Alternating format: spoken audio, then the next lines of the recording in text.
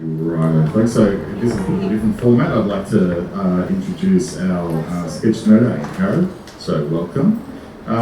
There's been a fair few questions floating around today about sketchnoting, and I just wanted to actually interview you and ask you a little bit about how you got started with it. So I originally studied design, but I've always drawn like my whole life. So I guess when I was studying design, I was learning about live drawing, and I saw that it was becoming a bit more popular. So just kind of combined drawing with design to do this. Yeah. Right. So this isn't actually what you do for a primary living, is it? You're doing other things as well. This is like a side gig, isn't it? Not really a side gig. So I do this, and I also work as an illustrator. So I'd say that they're both. I freelance for both, so they're both equally important. Yeah. Right. Okay. So illustrating and sketchnoting, or we call it live drawing. Is that what you call it? It's all the same. So I feel like some people call it sketchnoting or graphic recording, graphic facilitation, live illustration, but it's all the same thing. So just translating like conversations and ideas and discussions into like a picture-based infographic. So just like you see on the screen behind us, actually. So the thing that I've heard a lot during the conference is how do you do it? How do you hear things and then have that flow through to the page while you're listening to them, and you have to draw and do that? How does that even happen? Lots of practice, I think. And I think a good trick to it is to listen for the key points.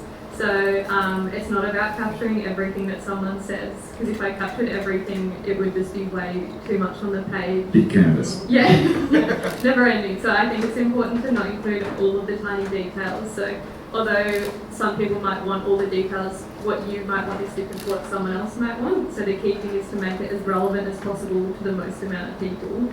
So I guess the way of doing that is by capturing the key concepts and summarising the key ideas rather than getting all the information and every number and figure, because it just gets too overwhelming. It's too much info, and then it kind of would become irrelevant to more people, if that makes sense. It does totally make sense.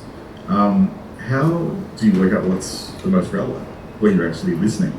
I think the speaker does that. Like I'll just listen, I'll just be guided by what they say. So I guess if there's like slides up, I'll look at what the heading on the slide is, or you can kind of tell when someone's about to start a new topic and they're going to delve deeper into that topic. So listening to what they're emphasising, and I'll emphasise what they emphasise. So it's more being reactive to what I'm hearing rather than me trying to predict anything.